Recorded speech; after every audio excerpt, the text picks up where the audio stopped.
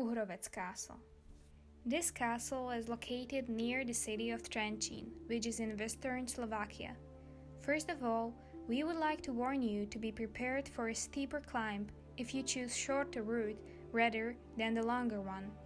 You begin the route in Uhrovské Podhradie and follow the green sign, but be careful about taking the correct turn from the road to the sidewalk on the left side, which is located between two fences. The longer route also starts by the green sign, but you do not go next to the fences, but instead you continue straight on. This route lasts about an hour and is less demanding than the green one. Be sure that after exhaling, you will be rewarded with beautiful views of the surrounding wooden hills as well as the entrance to Uhrovec Castle.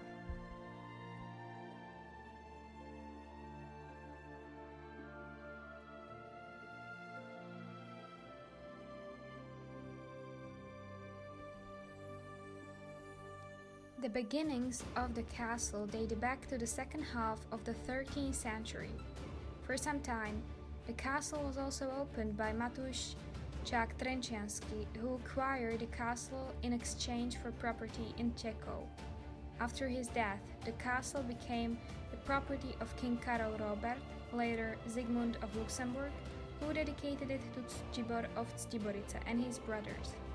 Precisely due to the fact that the castle is located in inaccessible terrain, it didn't find itself in the center of the fighting and was not destroyed even by Turkish troops during their raids. The castle used to serve as a prison for some time, but gradually it was left completely and fell into despair. In the 19th century, the castle burned down and only ruins remained. Nevertheless, a late Romanesque chapel and towers have been preserved.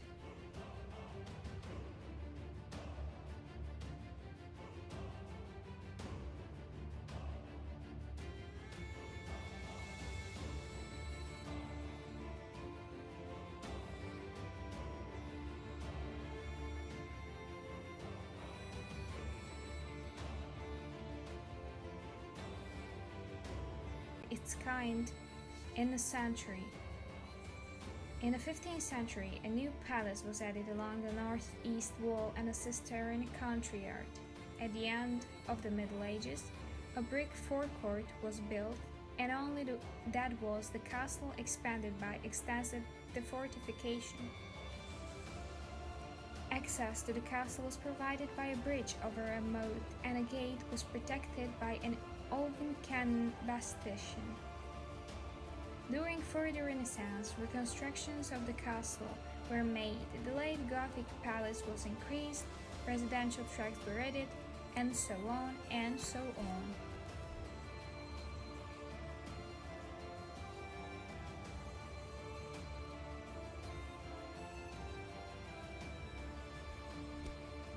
Death of a castle lord. The castle lord's wife died and he raised his daughter Lucia by himself.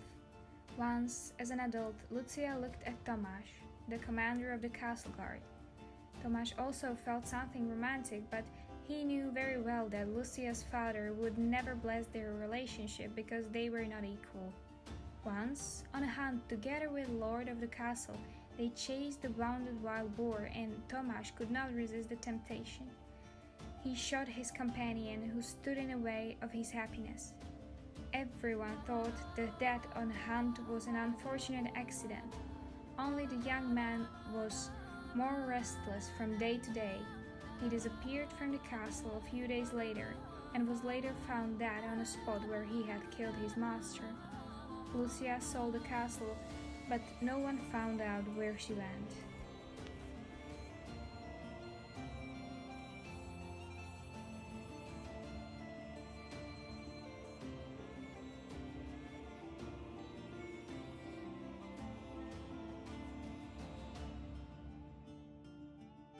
Fearless lady of the castle.